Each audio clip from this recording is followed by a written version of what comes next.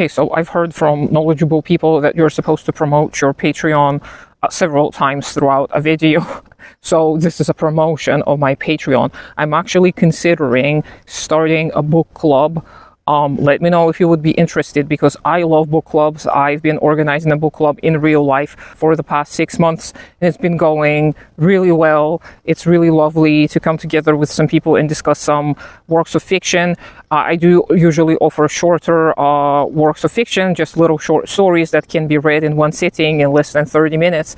Let me know if you would be interested. Subscribe to my Patreon, support me. I'm gonna really need it, because my part-time job is not going to be able to pay my bills, and I'm going to start looking for other job opportunities. But meanwhile, you can support me and you can subscribe on all the socials, whatever I'm supposed to say, I'm not sure. So thank you for your support. Thank you for those of you who've been supporting me. I see you, I appreciate you. It really matters a lot to me that you've been supporting me for a while. There's been people who've been supporting me for the past 4 years, and I'm really grateful to y'all. But on a subject of fiction, I have been pretty successful, mildly successful, promoting communist ideas and values through works of fiction. I've been working with multiple people in the past couple of years. I've been doing freelance online teaching, because I'm a teacher. I've been a teacher for 17 years, so I do have quite some experience teaching literature.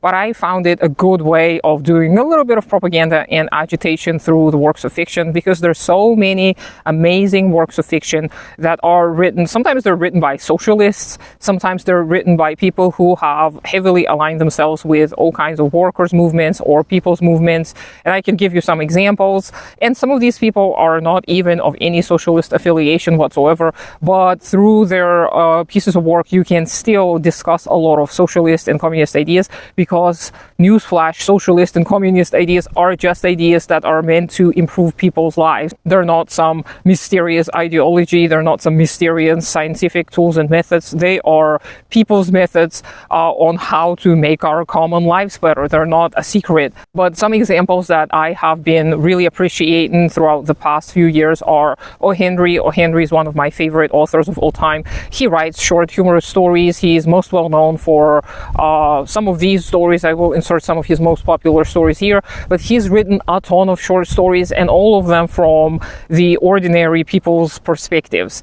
This is what I appreciate greatly, because you can almost immerse yourself into the time period, the early 20th century, the end of 19th century, urbanization, industrialization, and he tells all of these little stories about, sales girls, about farmers, about little ordinary people and how they deal with life. Usually there is a funny twist at the end, and all of his stories are famous for being ironic and humorous. And I think they're a great way of appealing to some conservative values, the red-blooded American type of ideologies.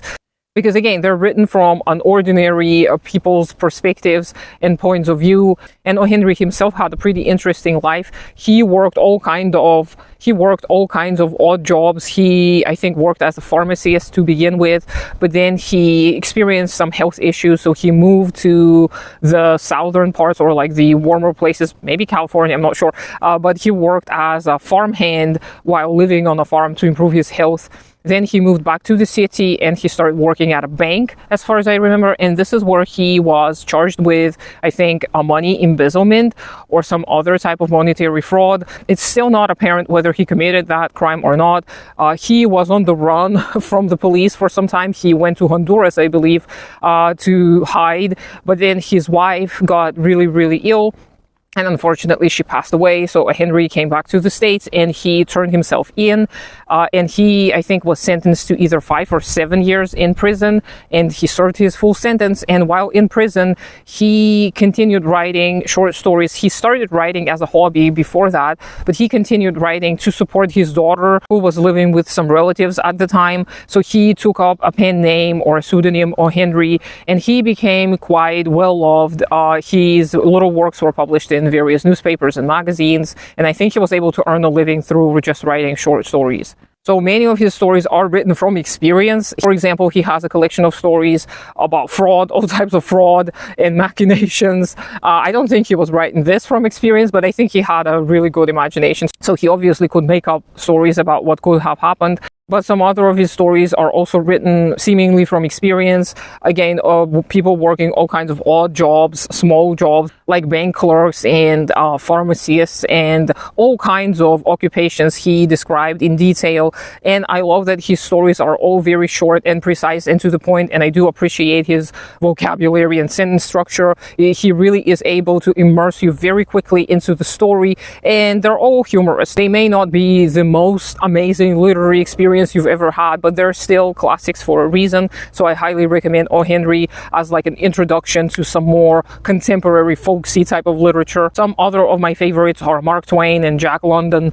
I've loved them ever since I was a child, and I'm not going to go into detail in this video, but do let me know if you would be interested in me discussing some literature, maybe giving you some literature recommendations of some works of fiction that I've been working with in the past few years. And do let me know if you're interested in a book club, because I am very excited. I actually wish I had a ton of book clubs all throughout the world where people would gather together to discuss literature, to build community, to share ideas, and to find some common ground, because this is what we are going to need moving forward in this scary, terrifying world filled with war and all kinds of awful capitalist crap. So do let me know what you think. I hope you have a great day today. Consider supporting me on Patreon. Do take care of yourself and your community first, and I'll talk to you sometime later.